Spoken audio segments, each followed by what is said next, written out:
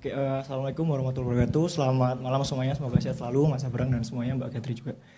Mungkin masalah apa ya? Saya ingin bertanya masalah uniqueness setiap manusia tadi, karena saya juga percaya bahwa manusia itu makhluk paling sempurna yang diciptakan oleh Tuhan, dan Tuhan mengatakan bahwa manusia sempurna itu saya percaya karena setiap bayi yang lahir di dunia ini pasti menandakan bahwa Tuhan masih percaya sama manusia gitu.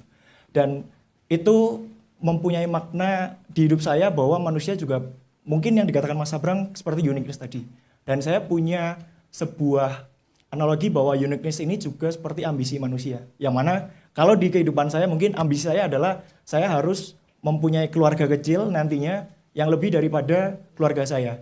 Dan apakah ambisi tersebut itu bisa dijadikan sebuah uniqueness terhadap kesamaan kita bersama pasangan, atau mungkin ambisi tersebut hanya sekedar nafsu belaka yang memang manusia itu hakikat hidupnya itu menyempurna gitu, Mas. Jadi itu saja. Terima kasih. Wassalamualaikum warahmatullahi wabarakatuh. Oke.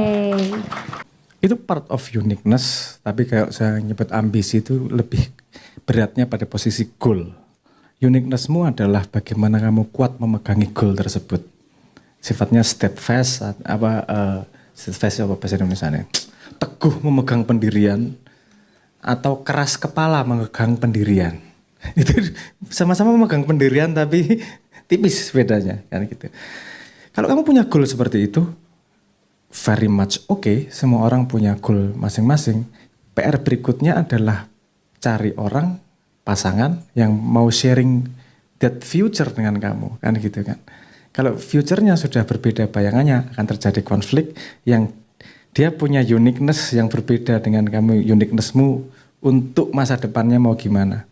Kan itu. Jadi bisa dikatakan bahwa itu unik, bagian dari uniqueness juga, walaupun positioning dia sebagai goal di future. Jadi visimu ke depan tuh ke sana nih gitu. Nggak banyak orang yang punya planning segitu jauh tentang keluarga, bahwa saya punya anak berapa apa dan seterusnya gitu tuh.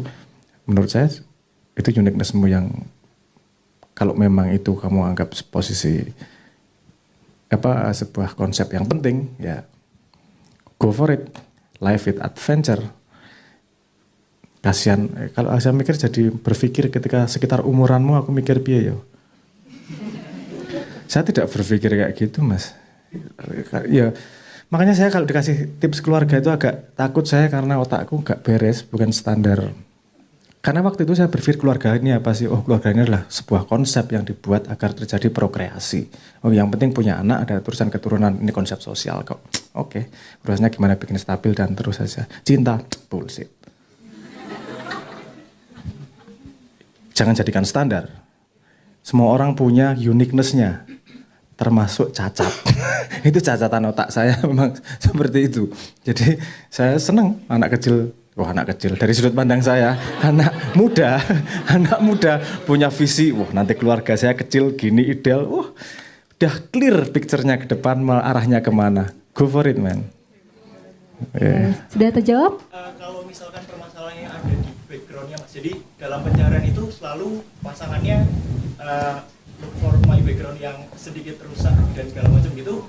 Bagaimana kita buat rebranding image atau rebranding kita sebagai manusia yang punya ambisi itu?